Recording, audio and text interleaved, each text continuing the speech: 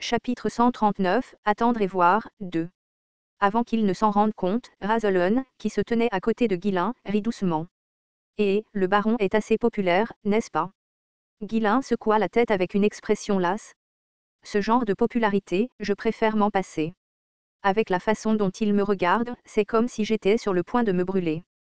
Tout le monde a vu par lui-même que je vais mieux maintenant, et ils ont entendu l'annonce que mon père est devenu ton patron, alors ils ne resteront pas immobiles. Ils ont tous envie de bouger, mais ils se retiennent, pour l'instant. C'est pourquoi j'ai dit que j'étais très bien sans le banquet. Maintenant, je vais être encore plus célèbre. Razolon laissa échapper un petit rire face au grognement de Guillain.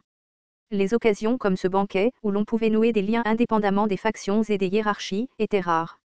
Et pourtant, il était là, trouvant sincèrement cette précieuse opportunité gênante. Plus elle le voyait, plus il lui semblait fascinant. Mais tu devrais saluer ceux qui sont venus spécialement pour te voir, baron. Oui, je devrais. Guillain poussa un soupir teinté de mécontentement. Malgré tout ce qui se passait, il était toujours le centre d'attention de ce banquet. Maintenant qu'il avait officiellement rejoint la faction pro-royale, il était nécessaire de saluer au moins une fois ceux qui étaient désormais sur le même bateau que lui. C'était un soulagement que tous les représentants clés de la faction pro-royale soient réunis ici, il n'aurait donc pas à les approcher individuellement. Mais le problème restait toujours de savoir qui saluer en premier parmi eux. Même au sein de la faction pro-royale, il y avait encore des divisions. Ils étaient unis dans le but de s'opposer au duché, mais cela ne signifiait pas que leurs intérêts et leurs tendances étaient complètement alignés. Guillain jeta un regard subtil aux représentants de chaque faction. Je connais déjà le comte et la comtesse d'Ailesbury. La faction dirigée par Marielle était fermement ancrée dans le secteur des affaires de la capitale. Il s'agissait essentiellement d'un rassemblement de nobles qui pouvaient rivaliser avec n'importe qui en matière de richesse. Là-bas se trouve le comte Bilow Norton, le fils aîné du chancelier du royaume et du juge en chef de la capitale, représentant les bureaucrates du royaume. Étant donné qu'il contrôlait les lois et l'administration, l'influence politique de cette faction était forcément formidable. Même le marquis Maurice MC Carey est ici. Le maître d'armes du royaume et le commandant en chef de l'armée royale. Cette faction, responsable de la puissance militaire du royaume, était soutenue par la plupart des commandants de l'armée qui suivaient le marquis MC Carey. Cela signifie que le pouvoir du marquis Brentford est suffisamment fort pour faire venir de si grands noms au banquet. La plupart des nobles de haut rang qui contrôlaient l'administration, l'armée et les finances du royaume étaient réunis ici. Ces personnes étaient, sans aucun doute, les acteurs clés qui ont fait bouger le puissant royaume de Britannia.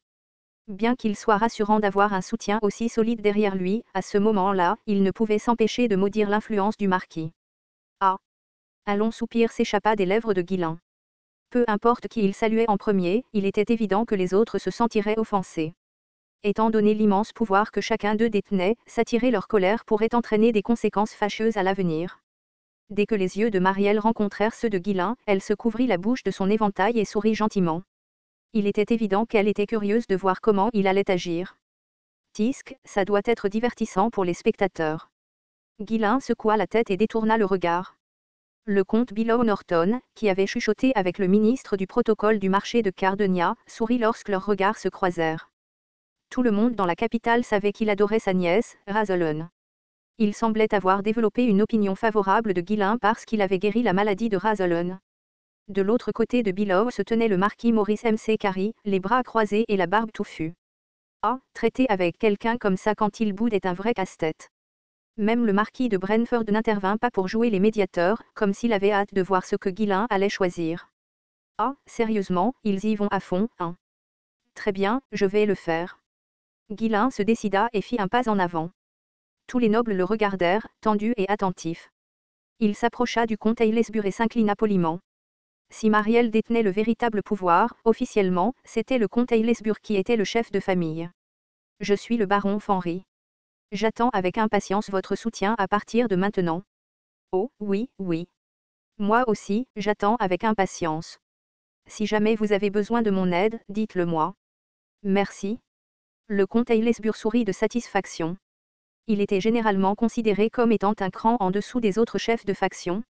Mais maintenant, Guillain, qui avait le soutien du marquis de Brentford, avait choisi de le saluer en premier. Ce geste rehaussa grandement le prestige du comte. C'était un cadeau plus précieux que n'importe quel or ou trésor. Assez pour lui faire oublier cette racine de mandragore fanée. Roro, mon jeune frère est vraiment loyal. Alors que Marielle agitait doucement son éventail et riait, Guilain haussa les épaules. Tu ne devrais pas m'appeler comme ça dans un cadre formel.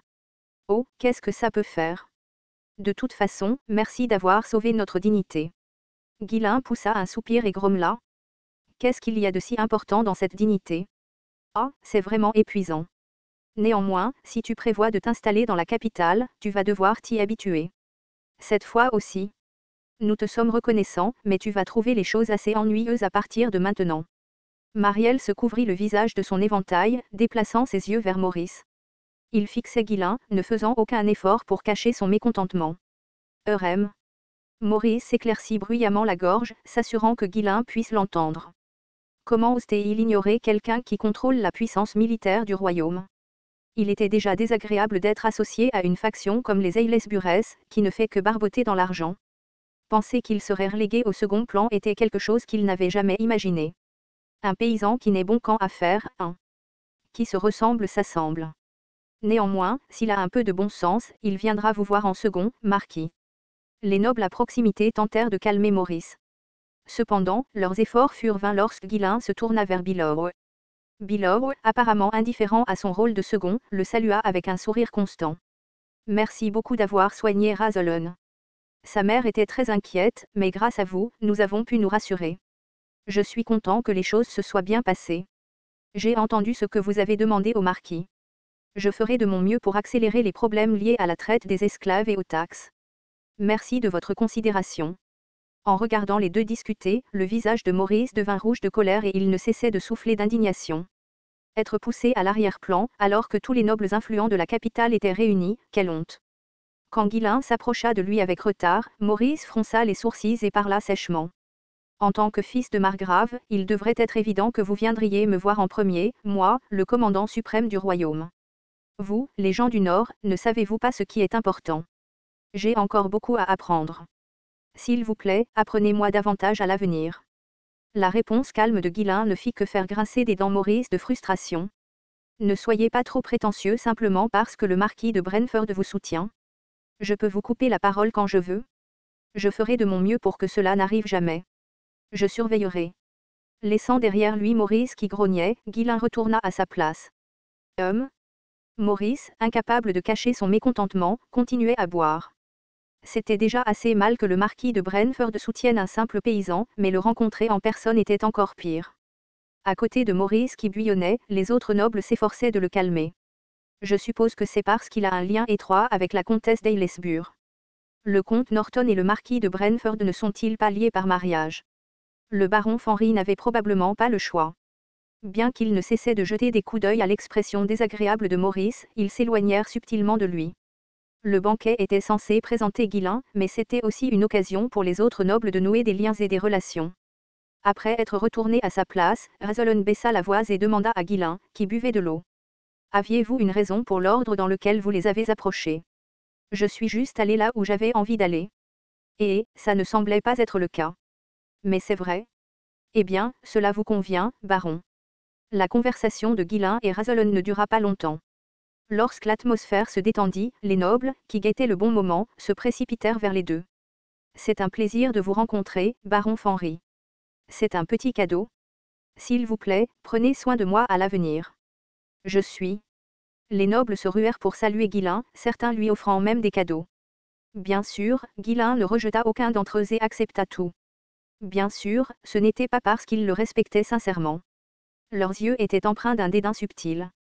Ne vous comportez pas comme un grand et puissant, vous le paysan. Nous vous récupérerons plus tard. Un vulgaire marchand, c'est tout ce que vous êtes. Personne ne reconnut vraiment Guilain, qui était soudainement apparu sur la scène.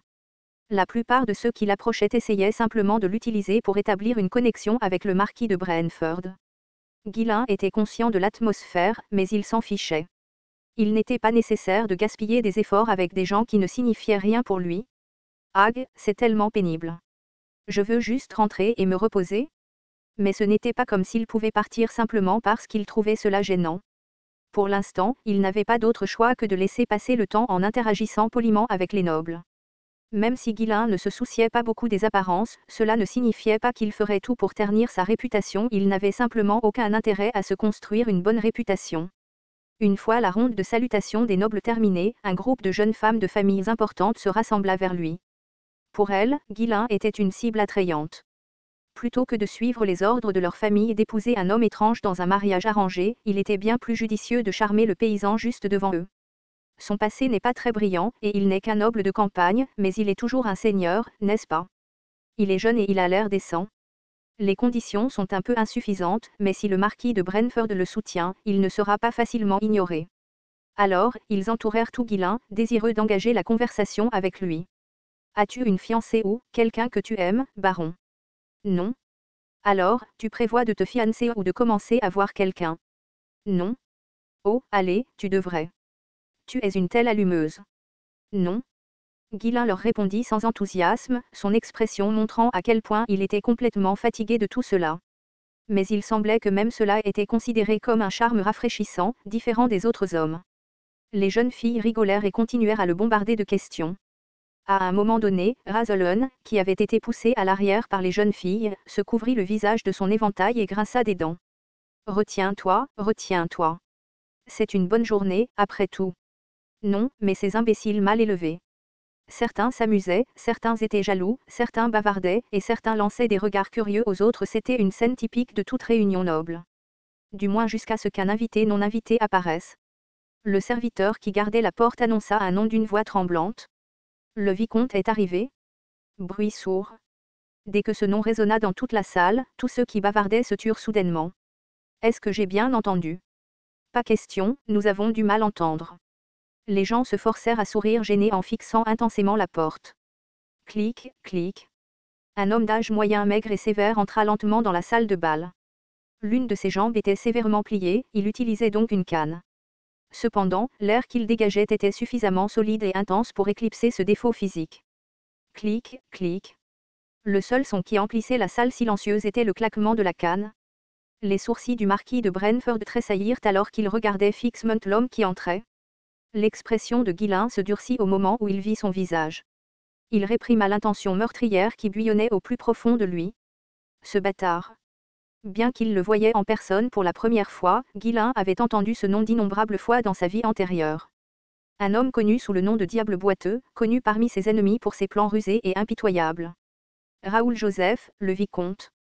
L'homme, un proche collaborateur et stratège du duché de Delphine, était apparu au rassemblement de la faction pro-royale, leurs rivaux politiques.